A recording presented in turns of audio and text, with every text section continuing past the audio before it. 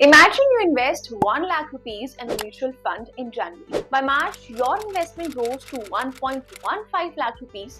That's a solid 15% return in just 2 months. Excited? You redeem your investment, but when the money hits your account, you receive only 1.14 lakh rupees instead of 1.15 lakh rupees. So where did that 1000 rupees go? Well, that is what we call exit load, a fee that mutual funds charge when you redeem your units too early.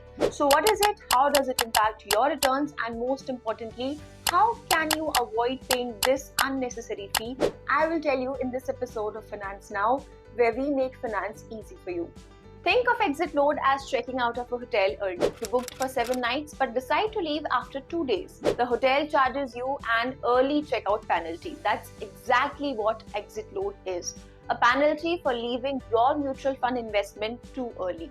When you invest in most mutual funds, there's a minimum period you are expected to stay invested. If you redeem before this period ends, you pay an exit load fee.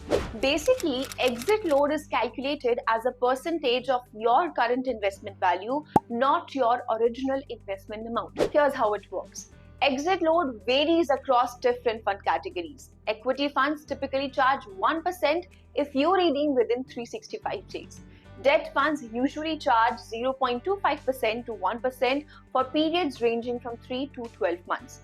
ELSS funds have a 3-year lock-in period, so they don't usually have exit loads after the lock-in expires. Exit load provides a more disciplined approach to investing compared to frequent buying and selling by discouraging short-term speculation and encouraging long-term wealth creation.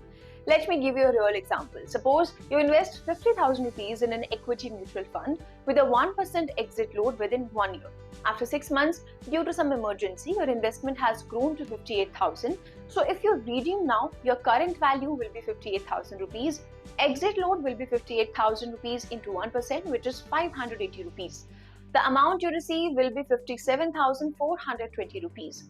So you basically lose 580 rupees just for exiting 6 months early. That's about 7% of your total profit. So how can you avoid paying exit loads? You can plan your investment horizon before investing.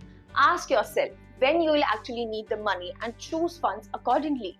So do you also invest in mutual funds? Have you ever paid exit loads unknowingly? Share with us in the comment section below.